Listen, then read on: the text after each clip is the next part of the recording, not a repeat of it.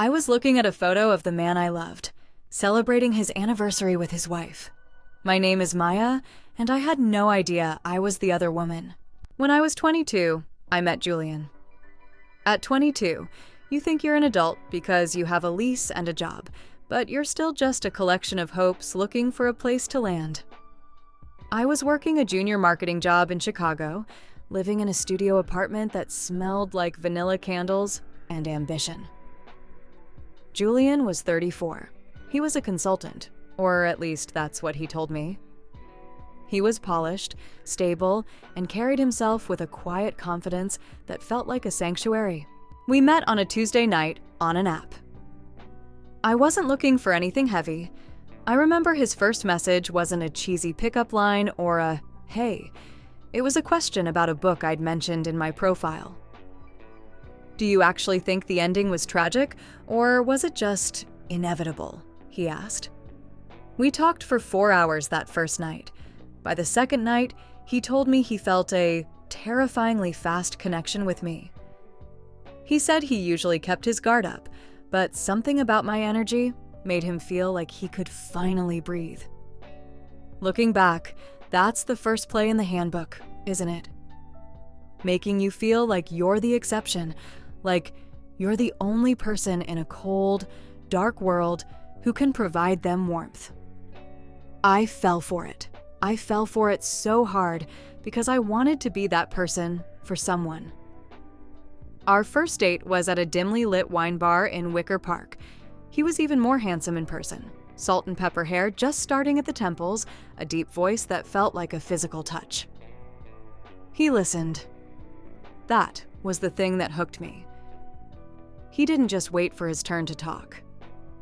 He leaned in, watched my mouth when I spoke, and remembered the names of my sisters and the fact that I hated cilantro. "You're different, Maya," he told me, swirling his Cabernet. "There's a depth to you that most people my age don't even have, let alone yours. It's refreshing and a little bit scary." I blushed, feeling like I'd just won a prize I hadn't even known I was competing for. I was 22, being told I was mature for my age by a successful 34-year-old man was like a drug. It made me feel seen. It made me feel special. By the second month, we were inseparable, or at least that's how it felt. He would come over to my apartment 3 nights a week. We would cook dinner, watch old movies, and talk until 3 in the morning. He told me about his childhood in Connecticut, his demanding career, and his difficult past relationship that had left him wary of commitment. "I've been burned," he whispered one night, his face buried in my neck. "I'm slow to put labels on things because I want to make sure that when I say it, I mean it forever. Can you be patient with me?" I told him I could. I told him I understood. I thought I was being the cool girl, the supportive, non-demanding partner who was helping a wounded soul heal. In reality, I was just building a cage for myself out of his excuses. The red flag started as tiny flickers I chose to see as quirks. For instance, Julian never stayed the entire night, not once. Even when we stayed up until 4 a.m., he would eventually get up, get dressed, and tell me he had to get home because his dog had anxiety, or he had an early call with the London office, or he simply couldn't sleep well, in beds that weren't his own. "I'm a creature of habit, Maya," he'd say, kissing my forehead as he headed for the door. "Don't take it personally. I just need my own space to recharge so I can be my best for you tomorrow." And I believed him. Why wouldn't I? He was so affectionate when he was there. He sent good morning texts every single day at 7:15 a.m. He sent me flowers when I had a bad day at work. He was present until he wasn't. There were the dead zones, times, usually on weekends, where he would go completely dark for 6 or 7 hours. If I texted him, the bubbles wouldn't appear. If I called, it went to voicemail. When he finally surfaced, the explanation was always perfectly reasonable. I was on a hike with my brother. or I fell asleep with my phone on the charger in the other room. I remember one Saturday afternoon, about 4 months in, I was at a cafe with my best friend Sarah. I was checking my phone every 5 minutes, waiting for a reply to a text I'd sent 4 hours earlier. "He's probably just busy, Sarah," I said, more to myself than her. "He has a big project." "Maya," Sarah said, setting her latte down, "it's Saturday. Nobody is that busy every single weekend. Does he ever take you to his place? Like, ever?" "He's renovating," I snapped, feeling a sudden, sharp defensiveness. "It's a mess. Floorboards are up. There's dust everywhere. He's embarrassed by it." "For 4 months? He's a perfectionist," I argued. But deep down, a tiny seed of doubt was planted. I realized I didn't even know his address. I knew his favorite wine, his childhood dog's name, and his fears about aging, but I didn't know where he lived. That night, when he finally texted me back around 8 p.m., his tone was different. It was shorter. "Tired today. Let's do dinner Tuesday?" I felt a surge of anxiety. Was he pulling away? Was I being too much? I replied instantly, "Of course. Hope you had a good day. Miss you." He didn't reply to the "miss you." He never did. He liked the chase, the intellectual sparring, the physical intimacy, but the moment I leaned in emotionally, he would step back just enough to keep me reaching. It was a dance, and he was the one calling the music. By month 6, I was completely emotionally dependent. My mood was dictated by the frequency of his texts. If he was on, I was on top of the world. If he was off, I was a wreck, analyzing every word he had said for signs of boredom or irritation. I remember one night we were lying on my sofa. The TV was on mute, and the only light came from the street lamps outside. I felt so close to him in that moment. I looked at him, and the question was right there, on the tip of my tongue. "Are you seeing anyone else? Do you love me? Where is this going?" But I looked at his face, so calm and composed, and I was terrified. I was terrified that if I asked, the bubble would burst. I was terrified he would call me needy, or tell me I was ruining the vibe. So I swallowed the words. "What are you thinking about?" he asked, sensing my gaze. "Just how much I like this," I lied. "Me too," he said, pulling me closer. "You're my piece, Maya. Truly, you're my piece." What a beautiful way to tell someone they are a convenient escape from your real life. The cracks started to get wider in the 7th month. He started mentioning business trips more often. He'd be gone for 3 days to New York or 4 days to Denver. During these trips, communication was strictly via text. He'd never FaceTime. He'd say the hotel Wi-Fi was spotty, or he was in back-to-back meetings. One night, while he was supposedly in Denver, I saw a notification on my phone. It was an Instagram suggestion. "People you may know." It was a woman named Elena. We had 0 mutual friends, but I clicked anyway. Her profile was private. I didn't think much of it until a week later, when Julian was over at my place. He was in the bathroom and his phone buzzed on my nightstand. I shouldn't have looked. I know I shouldn't have, but I did. It was a text from E. "Don't forget to pick up the milk on your way back. Love you." My heart stopped. My blood went cold. I stared at the screen until it went dark. "Love you?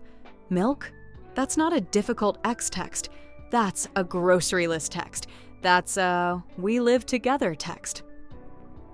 When he came out of the bathroom, I was standing by the window, shaking. "Julian," I said, my voice barely a whisper, "who is E?" He didn't even flinch. He didn't blink. He just walked over, picked up his phone, and smiled that calm, reassuring smile. "Oh, that's my sister Elizabeth," he said smoothly. "She's staying at my place for a few weeks while she looks for an apartment. She's a bit of a nightmare to live with, honestly. Very demanding." "She said love you," I said, searching his eyes for a lie. "She's my sister, Maya," he laughed, pulling me into a hug. "Of course she loves me. Why are you acting so strange? Do you really think I'm the kind of guy who would be here with you if I had someone else?" I find one person exhausting enough, let alone two. He made it into a joke. He made me feel like I was the one being irrational. He stayed longer than usual that night, being extra attentive, extra affectionate. He told me he was thinking about taking me on a trip to Vermont in the fall. He painted a picture of a future so vivid that I let myself believe his lie. I wanted to believe it. I chose the lie because the truth was too heavy to carry. But the universe has a way of forcing you to see what you're trying to ignore. A month later, I was scrolling through Facebook. I don't even use Facebook that much, but I was bored, waiting for Julian to text me back. He was at a bachelor party for the weekend and had been predictably quiet. I saw a post from a local high-end home and garden group that I had joined months ago when I was dreaming of decorating a house. The post was a feature on a beautifully renovated Victorian in Oak Park. I clicked on the photos. It was a gorgeous house. Dark wood, modern kitchen, sprawling backyard. Then I got to the last photo. It was a picture of the couple who owned the home, standing on the front porch. It was Julian and a woman, a beautiful woman with blonde hair and a radiant smile, Elena. The caption read, "Julian and Elena Thorne have spent the last year turning this historic gem into their forever home." My lungs forgot how to work. I felt a roar in my ears. I clicked on Elena's name. Her profile wasn't private on Facebook. I scrolled. There they were, at a wedding in June. The weekend he told me he was at a work conference. There they were, on a beach in Mexico in August. The week he said he had to go handle his father's estate. And then, the most recent post.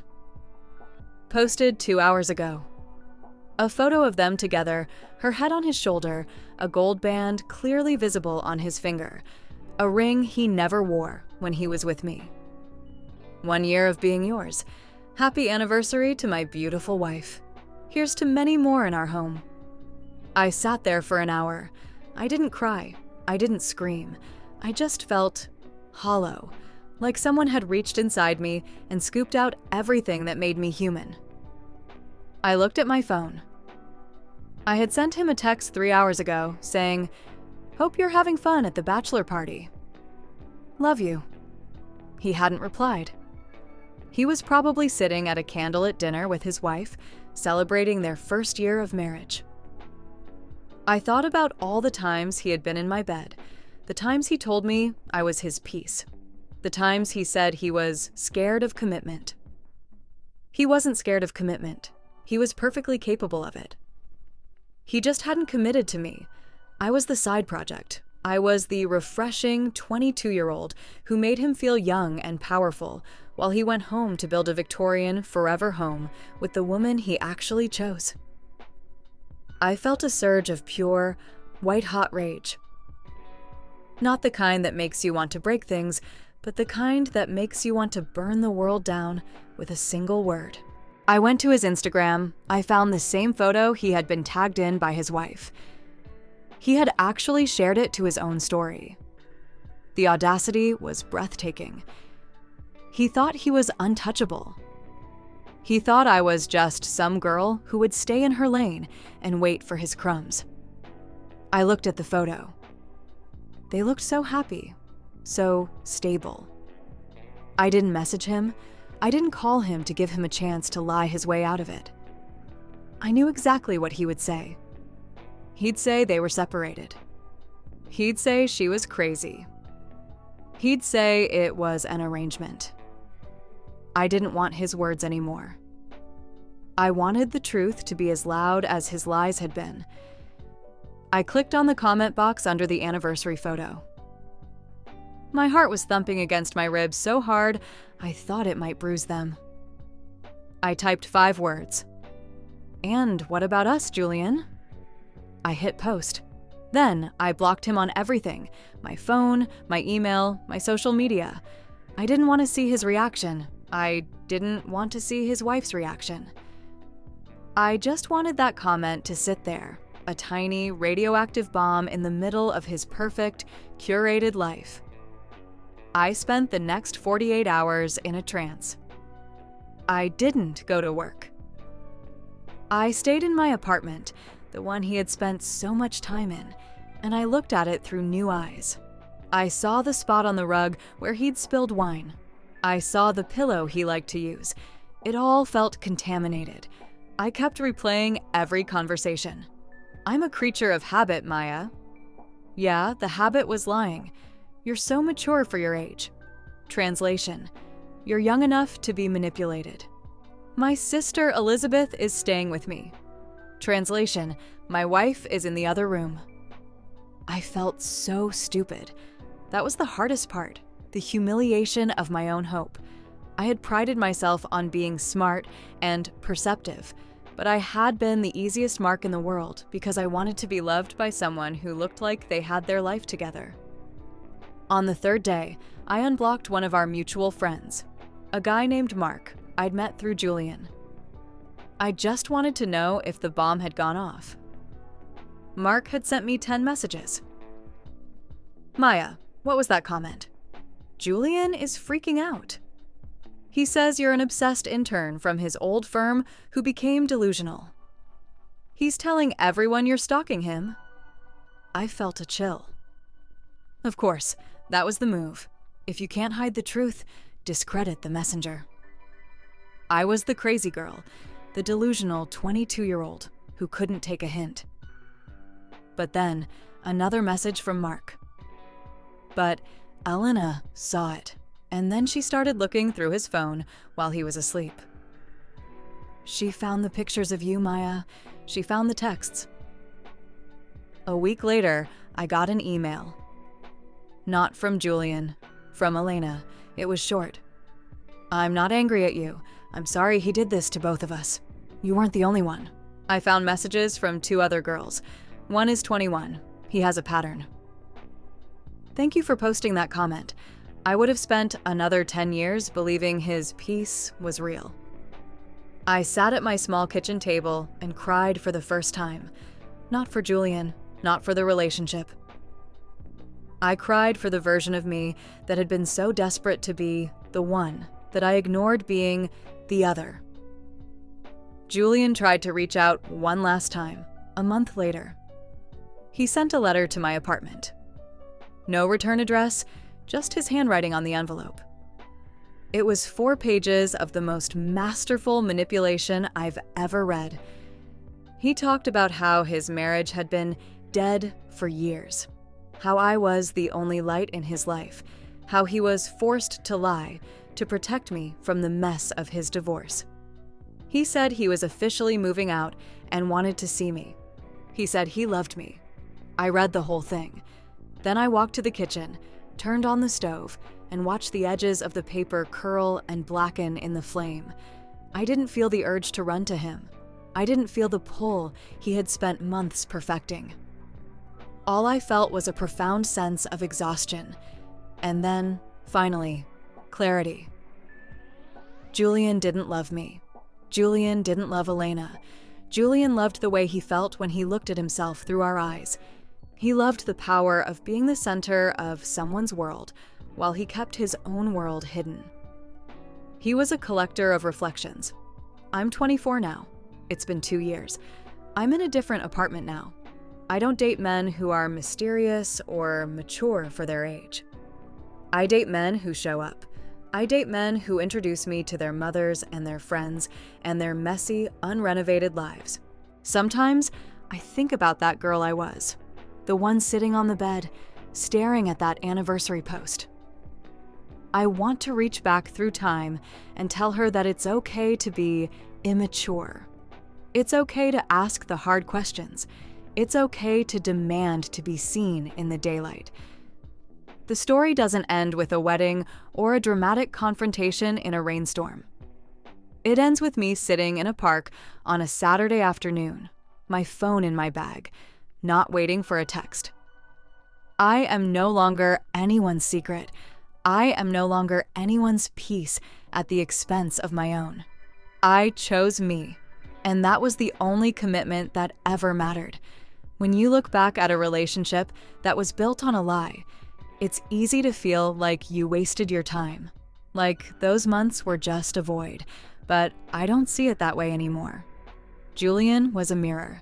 He showed me exactly what I was willing to settle for, and he showed me exactly what I would never tolerate again. He thought he was breaking me, but he actually just finished my education. And for that, in a weird, twisted way, I'm almost grateful, because now, when someone tells me I'm different, I don't take it as a compliment. I just look them in the eye and wait for them to prove it.